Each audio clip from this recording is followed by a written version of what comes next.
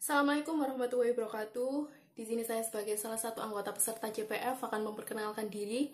Nama saya Trinanda Maulidia, NIM 172 dari Prodi Pendidikan Guru Sekolah Dasar, Fakultas Psikologi dan Ilmu Pendidikan, Universitas Muhammadiyah Sidoarjo. Di sini saya akan mempresentasikan secara singkat artikel saya yang berjudul Pembelajaran Tematik untuk Anak Berkebutuhan Khusus selama masa pandemi COVID-19, Sekolah Inklusi SD Muhammadiyah 1 Candi, Lab School Universitas Muhammadiyah Sidoarjo, atau Thematic Learning for Children with Special Need during the COVID-19 Pandemic, Inclusion School, SD Muhammadiyah 1 Candi, University of Muhammadiyah Lab School Sidoarjo. Oke, untuk abstrak sendiri, pembahasan di sini mengenai pembelajaran tematik untuk anak berkebutuhan khusus yang dilaksanakan secara daring atau online learning yang mana merupakan bagian dari pembelajaran jarak jauh yang secara khusus menggabungkan teknologi elektronika dan teknologi berbasis internet lainnya. Keuntungan dari adanya pendidikan inklusif bagi anak berkebutuhan khusus maupun anak normal dapat saling berinteraksi secara wajar sesuai dengan tuntutan kehidupan sehari-hari, serta kebutuhan pendidikannya dapat terpenuhi sesuai potensinya masing-masing. Pendidikan inklusif tidak membeda-bedakan dalam mendidik anak yang normal dan abnormal.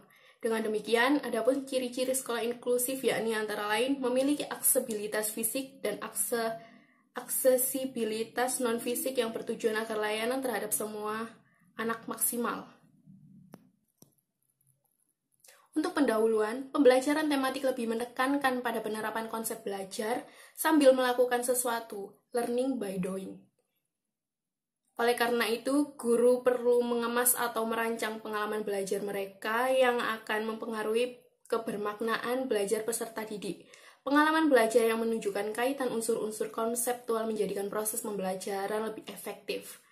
Nah, kaitan konseptual antar mata pelajaran yang dipelajari anak akan membentuk skema sehingga peserta didik akan memperoleh keutuhan dan kebulatan pengetahuan.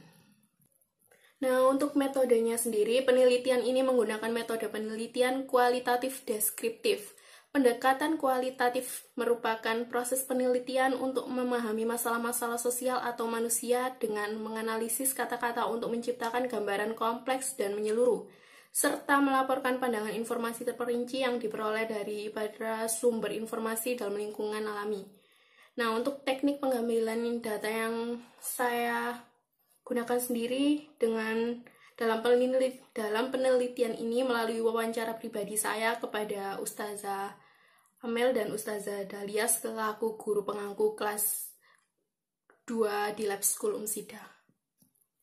Untuk hasil dan pembahasan, Lab School Umsida merupakan sekolah inklusi yang mana sekolah menerima siswa berkebutuhan khusus dan siswa normal. Lab School Umsida terdapat kelas 1 sampai kelas 6. Sesuai dengan standar sekolah, Lab School Umsida menerima anak berkebutuhan khusus berat dan anak berkebutuhan khusus ringan.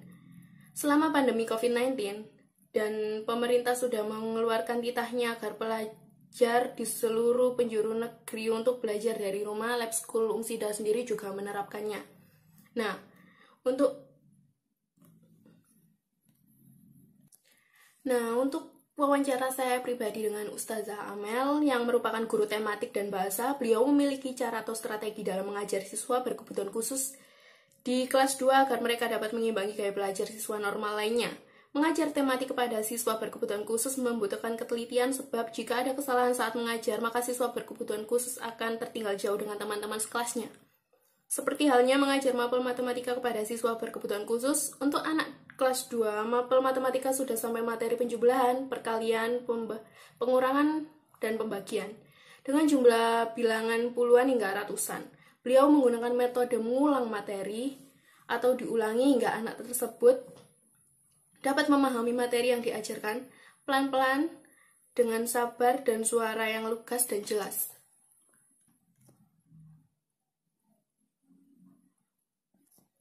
Nah, di kelas 2 sendiri terdapat 27 siswa yang mana 23 siswa lainnya normal dan 4 lainnya siswa berkebutuhan khusus. Nama siswa berkebutuhan khusus antara lain adik Azam, adik Nizam, adik Muhammad, dan adik Dila.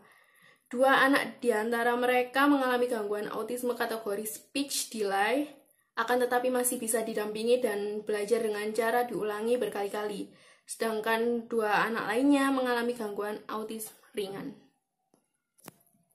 Nah, untuk kesimpulannya sendiri, perkembangan anak dari anak berkebutuhan khusus sangat signifikan dalam mengalami penyimpangan baik dari segi fisik maupun mental, intelektual, sosial, dan emosional. Sehingga anak tersebut memerlukan pendidikan khusus. Dengan cara demikian, adapun ciri-ciri sekolah inklusif antara lain memiliki aksesibilitas fisik dan aksesibilitas non-fisik yang bertujuan agar layanan terhadap semua anak maksimal. Guru memperhatikan prinsip-prinsip umum pembelajaran serta juga memperhatikan prinsip-prinsip khusus guna anak berkebutuhan khusus yang sesuai dengan kelainan tiap-tiap anak. Nah, yang terakhir ada ucapan terima kasih. Dengan terselesaikannya tugas karya ilmiah ini, penulis mengucapkan terima kasih yang sedalam-dalamnya kepada Allah Subhanahu wa Ta'ala yang pertama yang sudah membantu agar terlaksananya dan terselesaikannya artikel yang kami buat. Baik, sekian dari saya. Terima kasih. Wassalamualaikum warahmatullahi wabarakatuh.